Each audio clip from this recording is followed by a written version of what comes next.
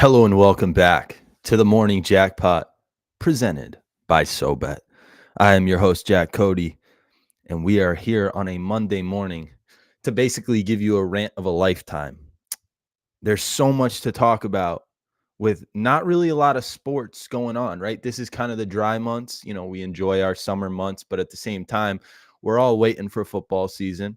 We're all waiting for the next October for when basketball season resumes. But guess what? We got golf, we got tennis, Wimbledon's coming up. We got the WNBA. I mean, there's a lot to talk about. The NFL offseason always brings up topics. So we're going to break it all down on the Morning Jackpot today. There's a bunch of headlines that I want to go over. So stay tuned for the entire episode. I hope you guys enjoy. Make sure you click that like button. Make sure you subscribe to the SoBet YouTube channel. And more importantly, sign up for SoBet using code Jackpot, SoBet.io, or go download the app for all sports picks, predictions from the experts. If you want to get it right, sports betting, I know MLB is going to be a very difficult sport all summer. You're going to be wanting to bet on MLB, Wimbledon, golf, hockey, whatever the case may be. SoBet's going to help you out with your sports betting needs. So go sign up for SoBet using code Jackpot. Let's get into the show. All right. What's the first headline? Do we want to talk WNBA first? Is that what's going to break the air here first? Or are we going to go with something more like Lakers hire JJ Redick? What are we thinking here? To me, I think it's only right to start with the WNBA. So yesterday, I was in Cape Cod with my family just watching the WNBA. I was watching a WNBA game with my family on Sunday afternoon. And frankly, it was after the Travelers. It was after Scottie Scheffler had won in a playoff. But I was like, hey, let's get this playoff on because we got a game to tune on. We got a game to watch. It's Angel Reese versus Caitlin Clark. It feels like a boxing match. It feels like a heavyweight boxing match that they are trying to promote. But it is basketball. It's 5-on-5. It's not just 1v1. But I'm watching this game. And the first thing that comes to mind is how bad Caitlin Clark's teammates are.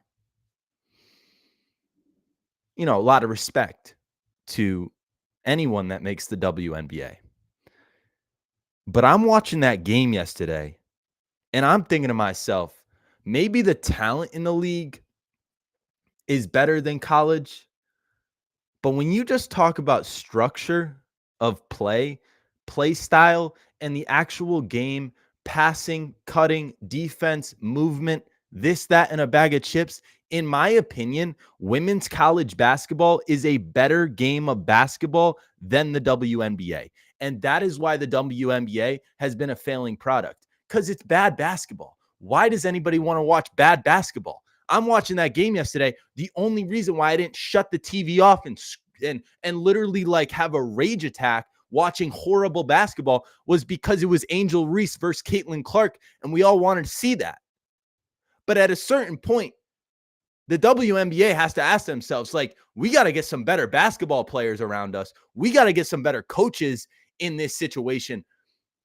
Because if you're Caitlin Clark, if you have Caitlin Clark, if your team is led by Caitlin Clark, you, as a teammate of Caitlin Clark, have to do everything in your power to get her looks, to get her open.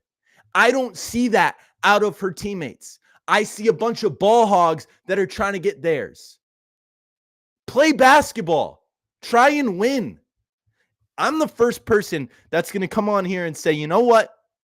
The Team USA, WNBA, Team USA, that Olympic roster, those 12 players that were selected, if I made that roster, Caitlin Clark's my first pick. Angel Reese is my second pick.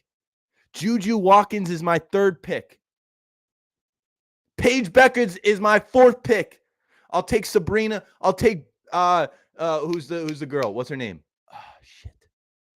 The girl from UConn. Starts with the Breanna Stewart. Brittany Griner? Maybe. She's big. I'll take that. But we got to ask ourselves many questions about the WNBA and the product that it is being that is on display right now. I'm watching that game. It's bad basketball. It is bad basketball. That is a professional league displaying bad basketball. So Caitlin versus Angel, it really went down to the wire. Indiana was up most of the game. Then Angel and Chicago come back. They kind of take the lead. And then that final minute, there were a lot of different things that occurred, but I just watched it very closely. And I'm thinking to myself, this Indiana Fever team is not doing anything to help Caitlin. The whole media, everyone's going to come on air today, Monday morning. You know, this is everyone's time to shine. Everyone's going to come on air this morning and say, Angel Reese deserves to be in running for Rookie of the Year. Angel Reese deserves to be recognized as the best rookie in this class in the WNBA. No, she doesn't. She was phenomenal yesterday. I understand that. She's not on the level of Caitlin Clark. No world. Not in terms of marketing, but not in terms of basketball. Caitlin Clark is miles ahead of everybody. Nobody realizes it. Well, I think some people do, which is why she gets so much attention. There's a reason why she sells out arenas. It's not just because she's flashy and fantastic. She's the greatest women's basketball player this game has ever seen. So if I was one of her teammates, I'd be like screening her defenders every time. I'm like, get Caitlin open. Find a way to get her open. The one play I am talking about more than anything is the final play. I don't know if anybody watched the game. This might all be gibberish to everybody. But the final play of that game, I want to say, was Indiana down one? Yeah, Indiana's down one. It's an inbound play. Caitlin gets the ball. Aaliyah Boston screens. The play was for Aaliyah Boston to screen Caitlin and then kind of pop out. What happened was Aaliyah Boston set a ghost screen. She didn't even touch Caitlin. Not Caitlin. She didn't even touch Caitlin's defender. When you set a screen, there are two things you can do. You can either set a ghost screen. A ghost screen is when you don't touch the person, when you don't touch the defender, but you kind of make it seem like you're about to. And then what you do is you quickly pop and you get a three-pointer wide open because the defender on you is hedging to help and guard Caitlin. They're getting the double on Caitlin. So Aaliyah Boston was going to be wide open for a jump shot. My problem is Aaliyah Boston is not a jump shooter. I don't want her taking that last shot. I get it. She's the number 1 overall pick last year. She ain't that. She ain't all that in a bag of chips. I'm going to be the first person to say it. When I watched the Indiana Fever, I was heading into this year. I'm like, oh, they got a dynamic duo, 2 number 1 overall picks. Where's the other number 1 overall pick? All I see is Caitlin. But anyways, back to basketball. Caitlin, when she's coming off that screen, if I'm Aaliyah Boston, I make sure I put a body on Caitlin's defender. That's rule number 1. You didn't even touch her. You were selfish. You wanted your own shot. And maybe that was the play call. Maybe that was the coach saying, hey, I want you to pretend like you're going to set a screen and then just quickly pop and you're going to get a wide open shot. It wasn't a wide open shot and you threw it off the goddamn backboard. Caitlin, make sure Aaliyah sets that screen next time. Come off that screen. You're either going to get the hedge from Aaliyah's defender, in which case you make the right play, you give the bounce pass to Aaliyah, but Aaliyah, you got to be rolling to the hoop. We're not taking 18-foot 2-pointers in this game. Whenever I see one of my teammates in pickup basketball take a shot from just inside the 3-point line, I'm like, what are you doing? What is the point of that? 2 is less than 3. That's number 1. It's the worst shot in basketball. But I get it. They were down 1, so you just got to make a bucket. I wouldn't want Aaliyah Boston taking an 18-footer. I would rather see Caitlin Clark take a contested 47-footer than Aaliyah Boston shoot a wide-open 10-footer. So Caitlin will learn. She will learn that over time. Caitlin will learn the game. She will learn the WNBA style. but I'm watching the style of play in the WNBA. I'm watching the game yesterday. I'm saying to myself, give it 30 days, maybe 1 year, but I see 30 days until Caitlin Clark looks like Michael Jordan and nobody can stop her. Nobody's going to be able to stop her. She's too smart. She's too good. She's too good of a shooter, and she's too good at creating. She's going to get better. She's going to find a way. But there's going to come a time here in the next year where Caitlin Clark is going to be here. Everybody else is going to be down here. So say what you want about her not being deserving to play on Team USA. She's not one of the top 12 players in the league. Give me a break.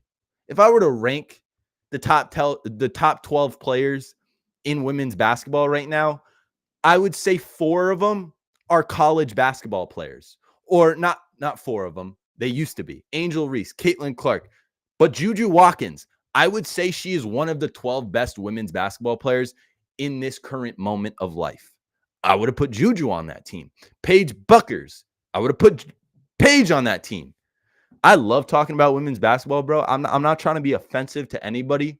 I just truly enjoy like treating. You don't want to compare. You don't want to do the whole like WNBA, NBA. They're different leagues.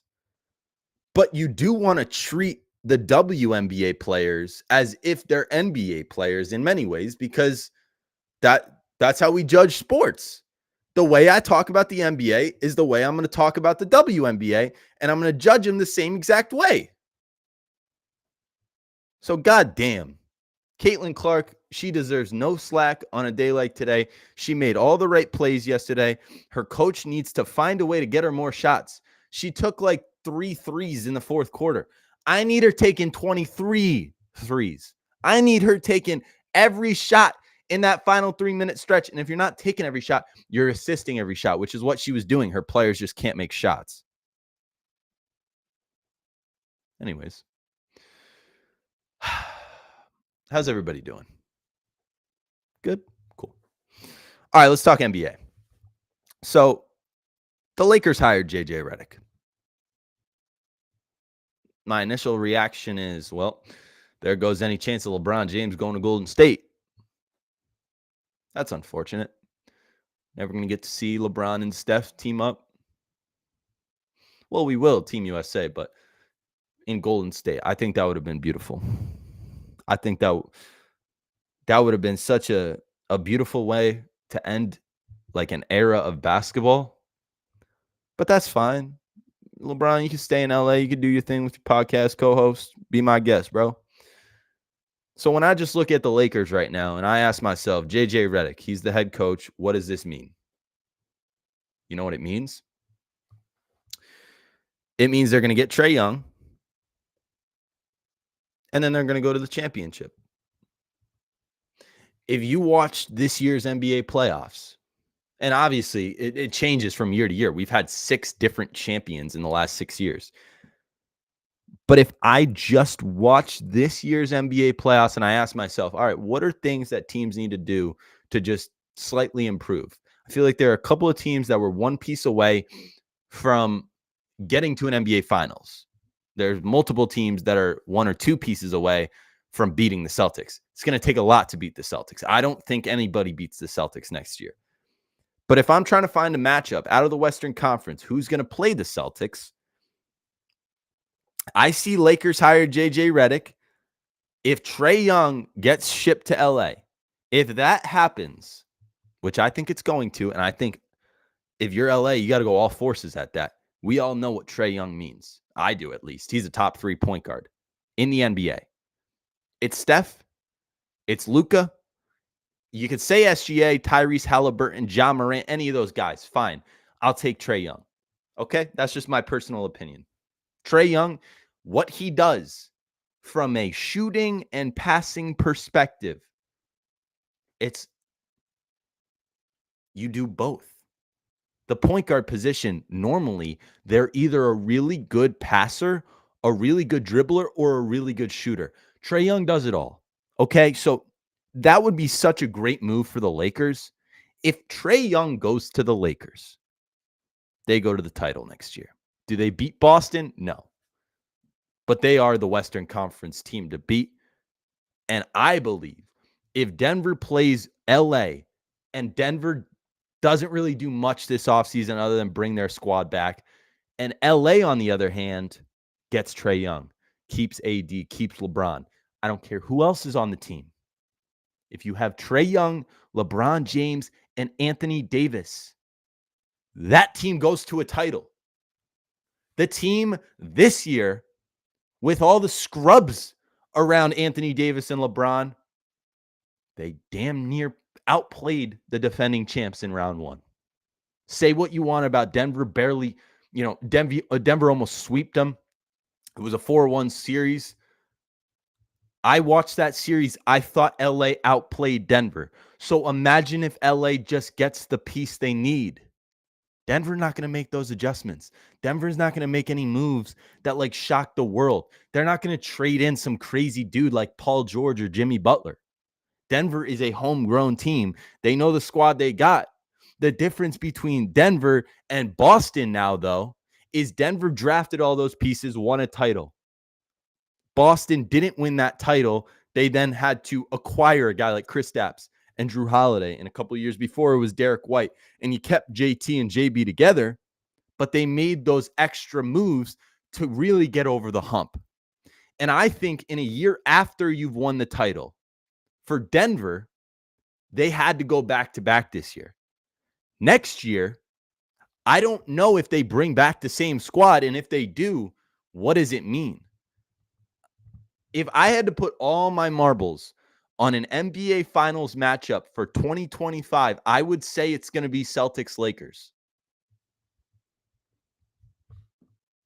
It's just my personal opinion. Please leave some chats. Any questions, feel free to chat away. Got some more topics here in front of me. One being the Philadelphia 76ers. So if you guys have any questions about what the Lakers should do or what the Lakers are looking like right now, I pretty much just laid it out there for you. It's fairly simple. Whatever it takes to get Trae Young. If you compare Trae Young with LeBron and AD, that is the best trio in the NBA. I think. Right?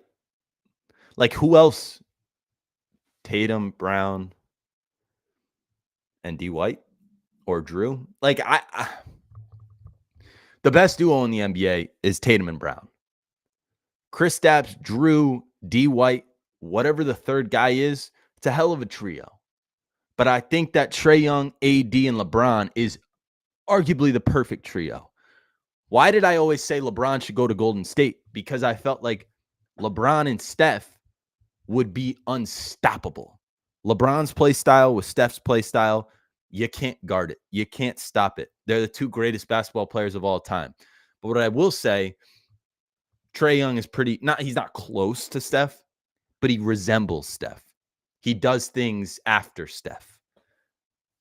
So if I'm the Lakers, whatever it takes, bring Trae Young to LA. I know I was wrong about LeBron to Golden State and, why the Lakers weren't hiring JJ. And then, of course, right after I post the video about the Lakers not hiring JJ, he gets hired. So it's unfortunate, but maybe I am from the future. But anyways, Sixers back off Paul George. We got to think about this for a second. So the Philadelphia 76ers were the front runner to take Paul George right from the Clippers. There were not many contract negotiations between the Clippers and Paul George in the past couple of weeks. And the Sixers had a chance to take advantage and make a move and get it done. And it looks like the Sixers have backed off from Paul George. So, yeah, we saw it on the ESPN panel during the NBA Finals. Paul George and Joel Embiid, Tyrese. I mean, that would be a hell of a trio. That would be right up there with Trae Young, LeBron, and AD. But if Paul George goes to the Sixers, I don't think you beat the Celtics. I'll just be the first person to say that. My second thing, though, is if the Sixers aren't going to grab Paul George, if they're not going to go full force at Paul George, then what are they doing? I know exactly what they're doing. And it's the idea I proposed about a month and a half ago. What is the Boston Celtics kryptonite? Jimmy Butler. If you're the Sixers, you have to get Jimmy Butler. He's available. He's not playing for Miami next year. Jimmy Butler to the Sixers. I don't know how it gets done, but I just assume it's going to get it done. You got to look at where else could Jimmy go? What other teams could be in contention for Jimmy Butler? Philly? Golden State? I mean, that's an interesting one to me. You're looking at Golden State right now. You're asking yourself many questions. Like, what is Klay Thompson going to do? Is he leaving? And if Klay leaves, does that allow you as Golden State to grab Steph a true too? Because we all know Golden State can't run that team back. They need to make a move, and they need to make a splash. So who should Golden State acquire? I mean, the thumbnail showcases it. It's Paul George or it's Jimmy Butler. But those are the two best available on the market right now for any team that's trying to make a move to essentially compete with the Celtics. Feels like that's going to be the offseason, is just all these different teams trying to gear up to beat the Celtics. It's a great honor to have as a Celtics fan. Everyone wants to beat us. Everyone wants to go after us. We are the prime example, you know? So it's a beautiful thing. But before we get into Klay Thompson and where he might go and who I think Golden State will acquire, let's check out our proud sponsor, SoBet.io. I'm going to hop on SoBet.io right now and see if there are any picks or plays out on this early morning, Monday morning, a little reset week. Give yourself a chance to have a great Monday. Oh, we got Parlay Poppy. He's always putting out these plays early in the morning. I absolutely love it. What does Parlay Poppy have? He has Phillies minus a half, first 5. He's putting 2 units on it. He says, I like this spot for Nola to show up in a big way. And this Phillies lineup is the best in the league. And they will have opportunities early in this ball game against Miz, who has 1.5 whip and allows base runners, and Phillies will capitalize. Okay. Then we got Pirates, Reds, under 10 runs. Dude, betting MLB over-unders right now is like the most unpredictable thing in the history of life. I mean, you don't know what is going to happen in these games. Some of these pitchers, they look like the greatest pitchers in the world, and they come out there and they allow 4 runs in the first inning. You're like, all right, well, looks like the first 5 unders dead. But with that being said, Pirates, Reds, looks like we're going to have a pitching duel under 10 runs. 10 runs is a lot of runs. So I don't hate those plays. I love the Phillies minus a half. Kind of been a ride or die all season long, as a matter of fact. But this is SoBet. So if you guys are new to the show, make sure you hop on SoBet, sign up for SoBet. Trust me, y'all are going to truly benefit from having the SoBet feed every day to go down and check out all of these vetted sports betting pros. Shout out me right there. Look at that. Jimmy Butler. Oh, and then we got the Stanley Cup Game 7 tonight. And it looks like Dusty Picks is on the Oilers. Who y'all got tonight? To me, I think the Oilers probably get it done, right? You're looking at a 3-0 deficit, come back, chip away. Now it's 3-3. You got a chance to do it. And a lot of times in a Game 7, it's not about the better team. It's about who has the best player. And from my hockey knowledge, I believe the Oilers have the best player. Correct me if I'm wrong, but I think the Oilers get it done. That'd be crazy. Down 3-0. That would be the first time in the history of both the NHL and the NBA. That's wild. All right, let's talk about Klay Thompson. It's kind of a touchy subject for me because, growing up, How did you not love Steph and Clay? How did you not want to resemble your game after Steph and Clay? They're the prime example. And in an NBA where Steph and Clay aren't teammates, it's just a weird league. It's a weird sight. So I don't know. But there are a few teams out there that I could see Clay going to. Because Clay, you know, as amazing as this dynasty has been, I think if there's a player that has to go first, it is Clay. And this has been chatter for a couple of years now. And I don't want it to be anything other than he dealt with two of the hardest injuries in sports, in injuries. What he went through for him to come back and be any type of role on that 22 championship team, let alone the role he played, you just have to tip your cap. You just have to tip your cap to Klay Thompson. If I see one more comment that says 0-10 in an elimination game, make sure you fact check that and ask yourself, what was he in game 6 in 2016 in that elimination game against OKC on the road when Steph and Draymond were both struggling shooting the basketball? You're down 3-2 against Kevin Durant and Russell Westbrook.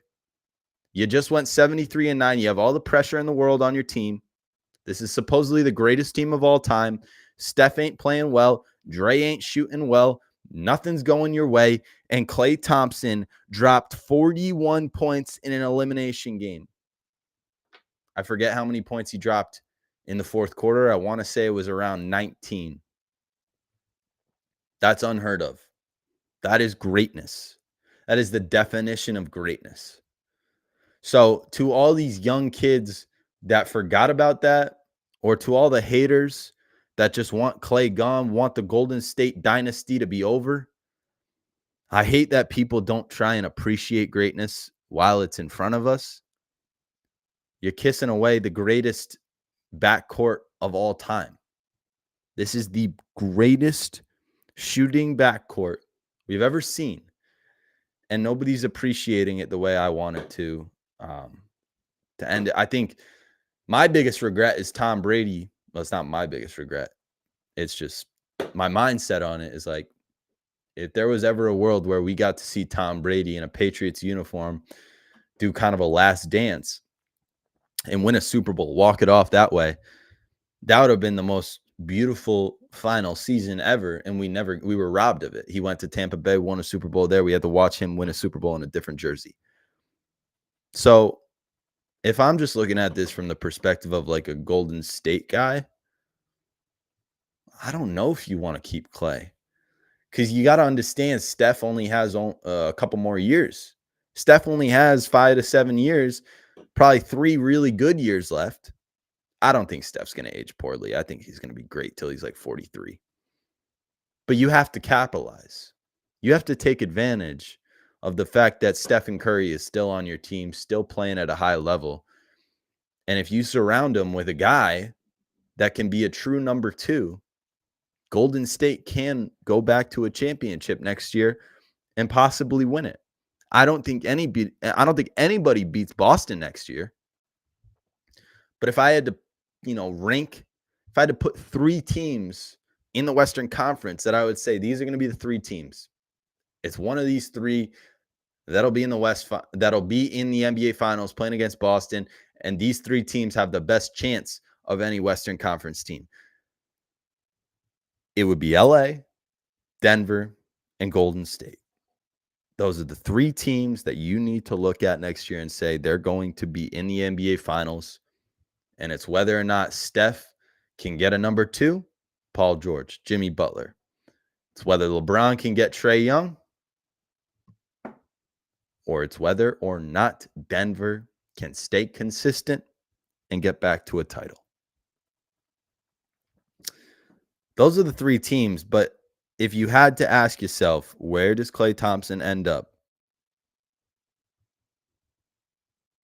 It's making me sick to my stomach asking myself this question. I could see 2 situations. 3. I could see 3 situations. The first situation is Orlando. That's kind of the rumored most likely landing spot for Clay.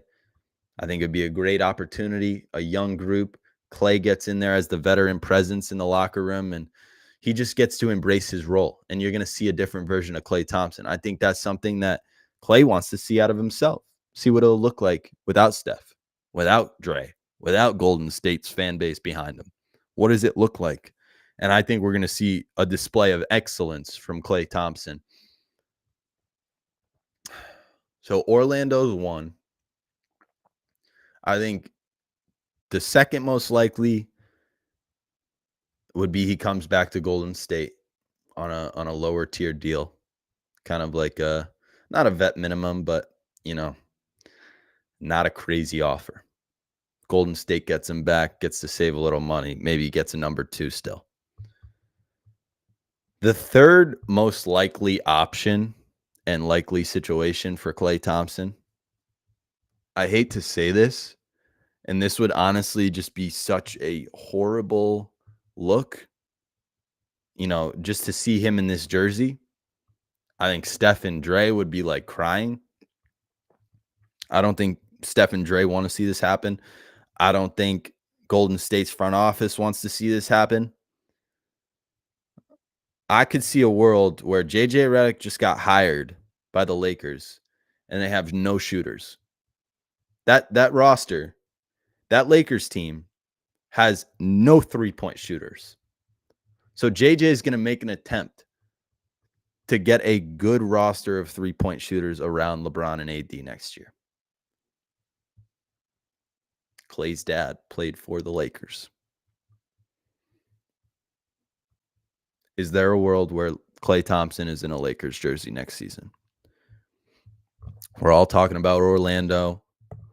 We're all talking about, he might come back, but he unfollowed the Warriors. What is Klay Thompson going to do? I'm here to tell you right now. Klay Thompson could be a Los Angeles Laker next season. That's a scary thing. That is a very scary thing. Because the last thing you want to do is give LA Klay Thompson if you're Golden State. I think the rest of the world would be like, oh, that's awesome. That's dope. You get to go play where your dad played. You get to finish your career in LA. That's kind of a common thing. And Golden State got to just sit there, 4 hours away from LA and just be like, yeah, that's cool. Klay can just go hoop with LeBron and AD. Hell no. If I'm Steph and Dre, I ain't letting that happen. Klay Thompson, you better get your ass back to Golden State. But man, there is a world. There is a world where Klay Thompson ends up in LA with the Los Angeles Lakers next season. Because that's what LA needs. If you ask the Los Angeles Lakers, what is their biggest need other than getting Trae Young? It's 3-point shooters, especially if JJ Redick is your head coach now. So maybe it'll happen, maybe it won't. All right. Celtics. Let's talk about them. Why are we talking about the Celtics? What is there to talk about the Celtics? So basically the media is talking about whether or not they're going to be a dynasty. They just won a title. They got the same group coming back next year. And everyone's basically saying, no, they're not going to be a dynasty. Well, how could you win 2 in a row? That's crazy. But even if you win 2 in a row, you still got to win 3 in a row to be a dynasty. I hate to break it to y'all, but they are going to win back-to-back. And then they're going to win 3 in a row. And then they're going to win 4 in a row. And then they're going to win 5 in a row. They are going to win. And by they, I mean the Boston Celtics. The Boston Celtics are about to win 5 championships in a row. At least 3. At least a 3-peat. But I don't see a single team constructed of any type of players that could possibly beat a Jason Tatum and Jaylen Brown duo over the next 5 years. Jason Tatum is 26. I think Jaylen Brown's 27, maybe 28. I'm not sure. They're both entering their primes. If you look back at all the great basketball players, Michael Jordan, LeBron, KD, Steph, they all peaked at this time, 27 to 33. This 6-year stretch, we are entering it for Jason Tatum. And he's already got a title. And he's already the leading scorer before the age of 27 in the playoffs. Oh, by the way, Jason Tatum has the most wins of any basketball player since he's entered the league. He's got the most points. It's very difficult for me to sit up here and tell y'all that there's another player in the game that is better than Jason Tatum. But the contract situation, well, that's going to be difficult. You got to bring back some guys. You got to sign some people. They're going to get bigger deals. They're going to want to leave. This, that. You're not going to be able to bring this team back. We're just fine. Guess why? Because we got Jaylen Brown on a $300 million deal. I don't know how many years there's left on that thing, but it's at least 3, maybe 4. I'm not really sure. I know Jaylen Brown is locked in for a while. Don't got to worry about him. He was our finals MVP. Jason Tatum, he's the biggest project this summer right now. Give him the $315 for 5. Biggest contract in NBA history. The richest player in NBA history, Jason Tatum. So when you get those 2 deals done, you get Tatum, you get Brown for 5 years, you're locked in till 2030. Everyone wants to talk about Kristaps Porzingis, Drew Holiday, even Derek White. I want everybody to understand this title was Tatum and Brown. This dynasty is Tatum and Brown.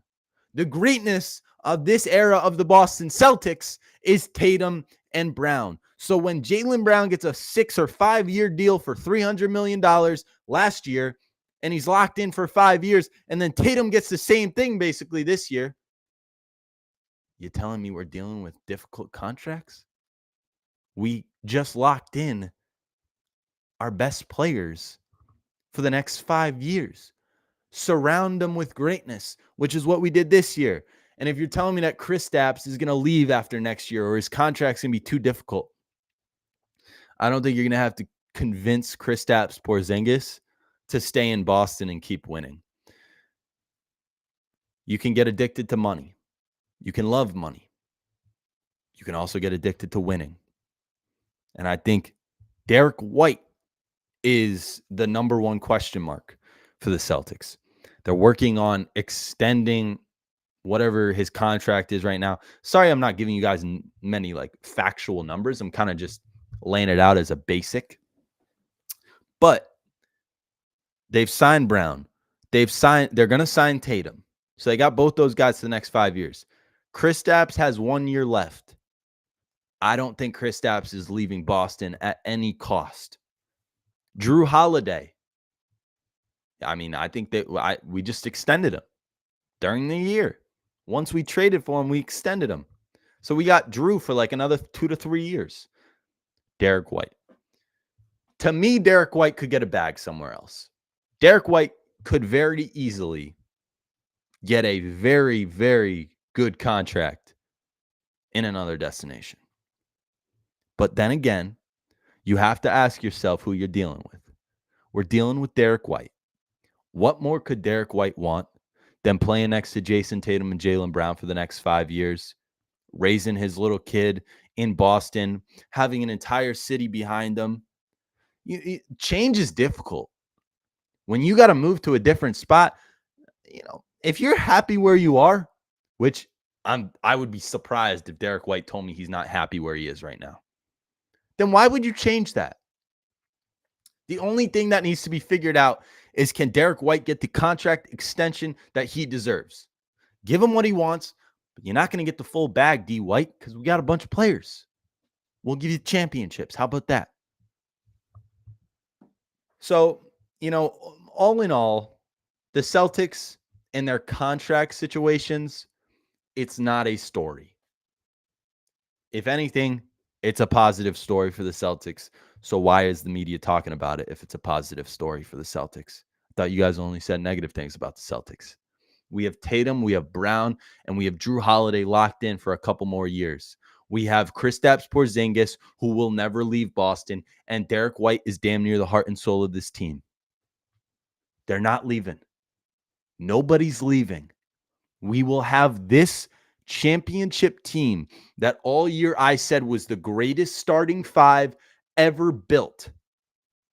So imagine what they will look like in 2 years, next year, with a championship under their belt. You know the confidence that winning a championship gives a player? Jason Tatum can breathe now. Jaylen Brown can smile now. The whole NBA is cooked.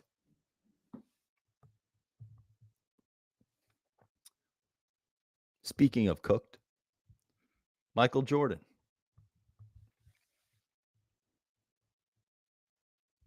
What does anything mean anymore? Like, what? There's so many statistical people in our media. There's so many people that go out there and get a math major, get a math degree in college. What is stats? What does it even mean anymore? You guys know what I'm talking about, right? So basically, Michael Jordan had let's call it one of the greatest, if not the greatest. Actually, it was the greatest by a long shot. Michael Jordan had the greatest defensive season. I want to say it was in 1988. Recent studies show, so he had better stats at home than away. That's, normal thing. But his stats at home were juiced.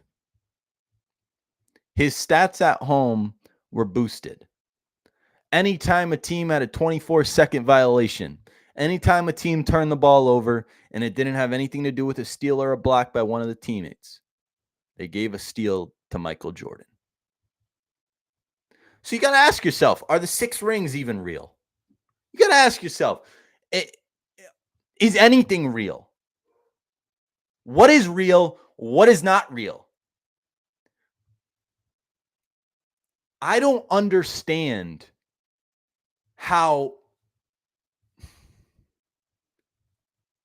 why are people so defensive of the early age of basketball? Because they're all worried that it's going to get exposed by our media. We all know that the early age of basketball, sure, they set the stage for us. Sure.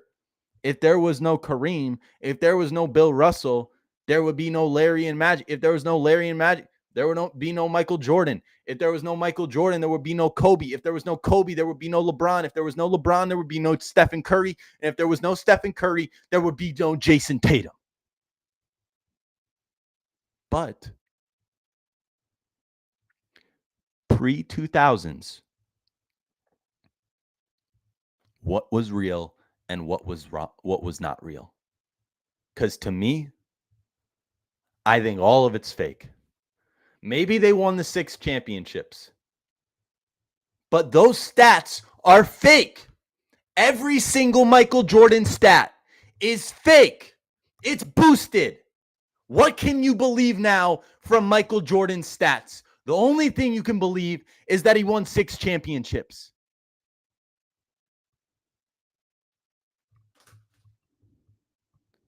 The whole universe is a fraud. I can't believe that story.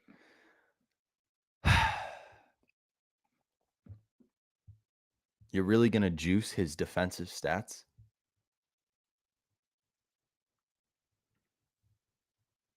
No Tatum? Then we have no you. Wow.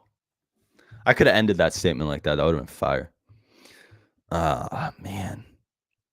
Can Michael Jordan just come out and talk about this? I want to hear it from him. I do. Just come forward. Tell us what happened. Why were you juicing your stats? Why were you allowing for your stats to be juiced? Did you ever think it would come back to haunt you? Oh, wait, no. Because all Michael Jordan's ever done is bad. All he does is break the rules. And we praise this dude as the greatest basketball player of all time. He's not LeBron. Michael Jordan or LeBron James, the GOAT debate. You want to say this? You want to say that? 6-0 my fucking ass, bro. LeBron James is the greatest basketball player this game has ever seen. Why? Because of greatness. He wasn't a cheater.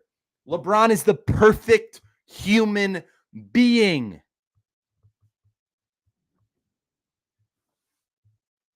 LeBron could do no wrong. And all MJ did was wrong.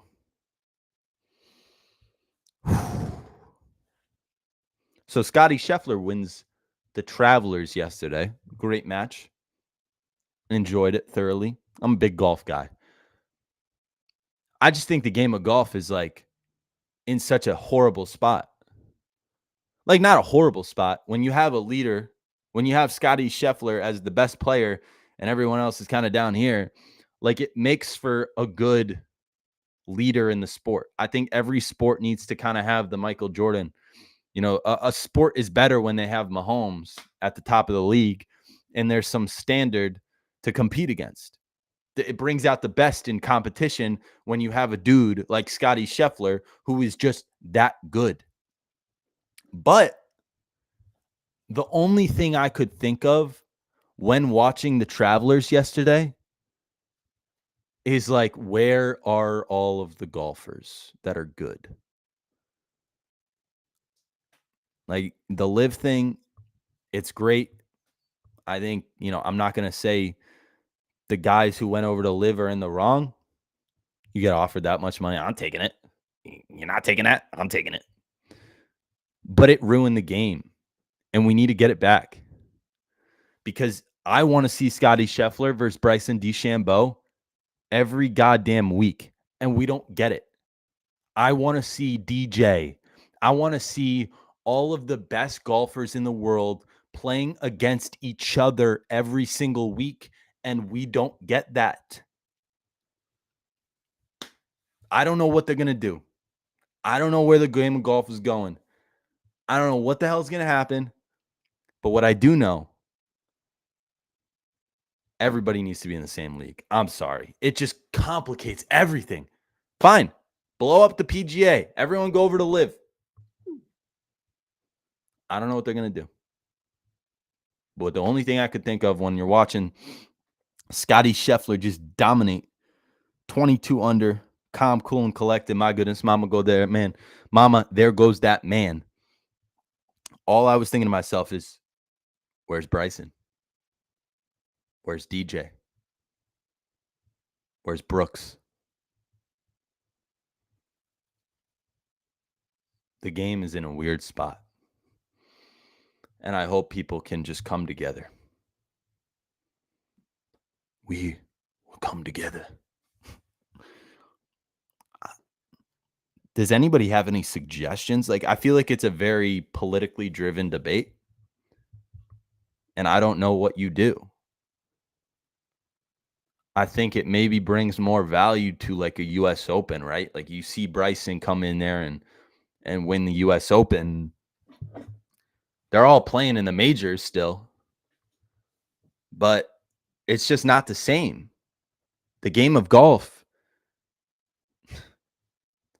that's like if half of the best players in the NBA right now just go play in the Euro League. What would we be saying about the NBA? We would be saying that, sure, the Celtics won the championship, but LeBron, AD, KD, Steph, and Luka Batamute, they're playing in Europe. So it's not really a NBA championship of true greatness because not all the best players were around. So my biggest fear is that Scottie Scheffler is going to have the greatest golf career of anyone since Tiger Woods. He might even beat Tiger Woods in terms of all these statistical records that Tiger set. But everyone will try and discredit the wins that Scottie had in the PGA, in those tournaments that aren't the majors. Everyone's going to try and discredit it. I mean, I don't think that's a horrible. You're allowed to not discredit. You got to give your flowers, but you're allowed to say, like, if Bryson DeChambeau, if Brooks Koepka, if DJ, if those guys are playing in that, the leaderboard looks different on Sunday, and it makes for a better tournament. Yesterday's tournament was electric. I'm not trying to complain about the quality of golf. They're still great golfers. My problem is, why do we not get to see the best golfers in the world go up against each other every single week? We deserve that. But anyways, I got a little NFL, and then we'll get out of here. I appreciate everybody for tuning in on this beautiful day, on this beautiful Monday. Make sure you sign up for SoBet. Sign up for SoBet using code Jackpot if you want to get all the picks and predictions from the very best sports betting pros on planet Earth. Go sign up for SoBet. You're missing out, man. What is it, like 33 cents a day? It's not really 33 cents a day because they're just winning you money. So you can afford $9.99 a month to get hundreds and thousands of dollars in winnings in sports betting, or you can continue to lose. It's up to you. All right. So Aaron Rodgers. Are you kidding me, Aaron? Like, I get it. You're old. You can kind of do whatever you want. You're a man in power. You're a man with power. But it does not show a great example of who you are. And there's a reason why Tom Brady will always be here and Aaron Rodgers will always be down here. There's a reason why you can never say Aaron Rodgers is the greatest quarterback of all time. He had the talent. A lot of guys have the talent. It's about hard work, dedication, greatness, and commitment. Aaron Rodgers is not showing commitment. He is showing alpha. He is showing king. He is showing that he runs this shit, that he's the dude in the NFL that nobody can mess with. He can do whatever he wants, say whatever he wants, and everything's going to be cool in his world. Well, Aaron, there are some people that are Jets fans. There are some people that might have Jets to win the AFC East. And if you guys don't start hot, everyone and their mother is going to say, where were you when it mattered early in the season, in OTAs, in mandatory minicamp, when you had to be there to teach your team? If you're an old head, if you're a veteran presence, and you're not mentoring the young receivers, that locker room's already cooked. I don't know what the Jets will be this year. I hope that the Jets can make I would love to see Aaron Rodgers in the playoffs. Absolutely. Who wouldn't? But Aaron Rodgers not going to mandatory minicamp. That locker room's cooked. Right from the get. Right from the start. That Jets locker room is, everyone's asking a question. Where's Aaron? What do we do? What does this mean? Should we just like pretend like it's not happening? Should we pretend like our quarterback is not here right now? It's like when you show up to school and damn, there's no teacher today. Where's she at? And then about 15, 20 minutes go by and eventually a sub shows up. Like there's going to be some random quarterback walking in to mandatory minicamps and all the wide receivers are going to be like, where the fuck is Aaron? I don't get it, man. And maybe Brady used to do this like late in his career for one practice or an OT. I don't know. But I heard Edelman talking about it, and it's like Brady never did that. He never missed a mandatory minicamp. Mandatory.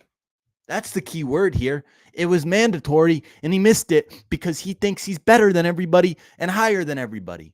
Well, you might be higher than everybody, actually. No pun intended.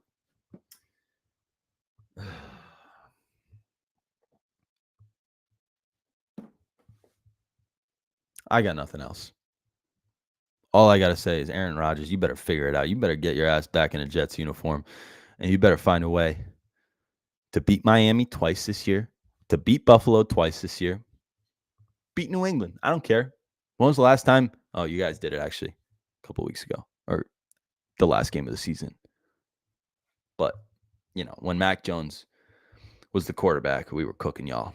And when Brady was the quarterback, don't even, we was cooking y'all. New York, you have the opportunity. Aaron Rodgers, you have the opportunity. The Jets, you guys have the opportunity to win this year's division. You can win the AFC East. It's wide open.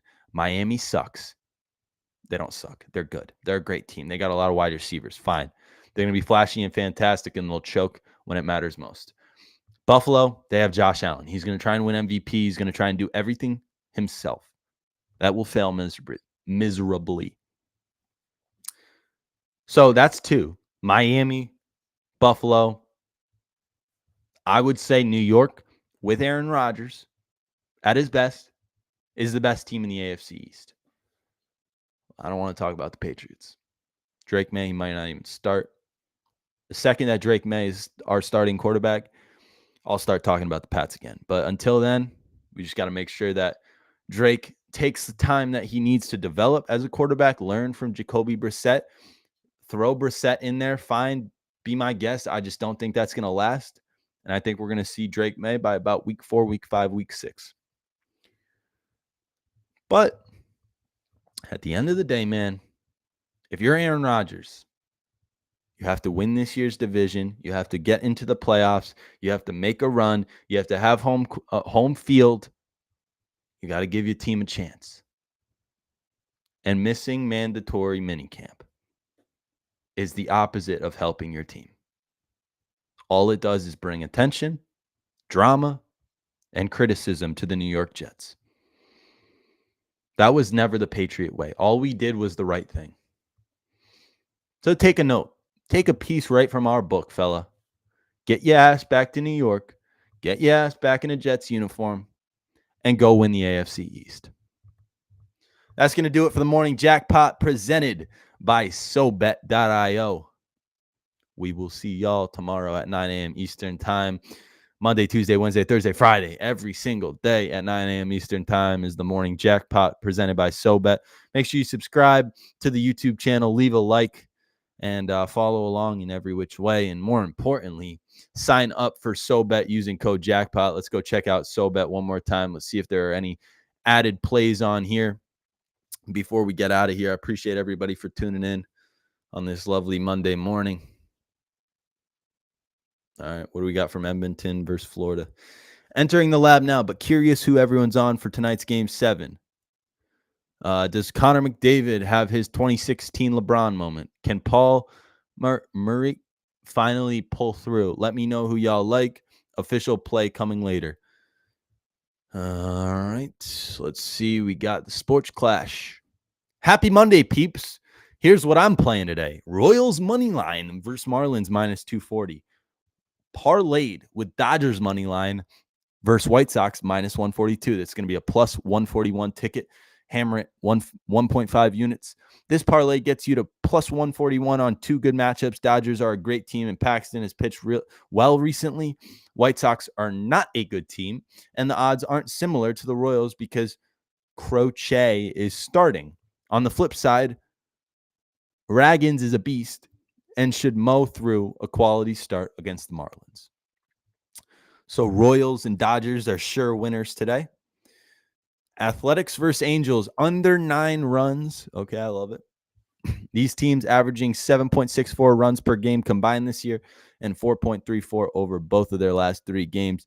IDK, where 9 is coming from here. I love it. Under 9.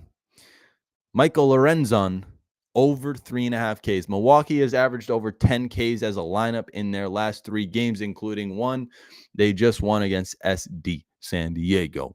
Lorenzon isn't a huge K machine, but he's averaging 4.17 Ks per game in 2024.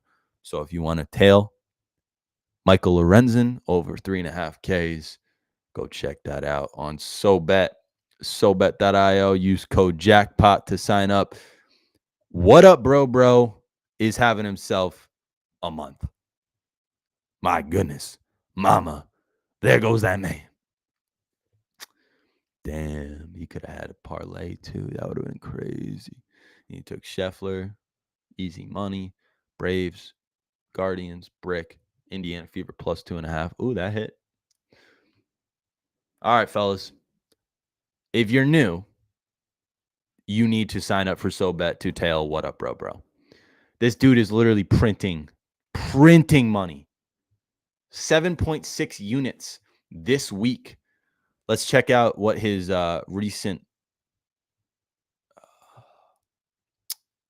Here we go. You can sign up for his VIP too. His VIP is on fire right now.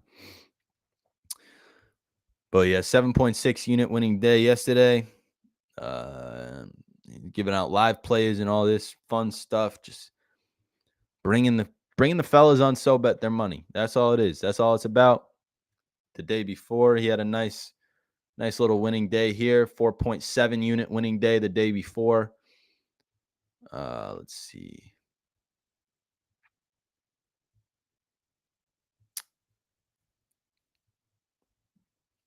I mean, the kid's hot. The kid is very, very hot right now. Play of the day. Look at these. Phillies money line. Phillies first 5. You're getting this all exclusively on SoBet.io. So go sign up for SoBet. SoBet.io. Use code jackpot to sign up.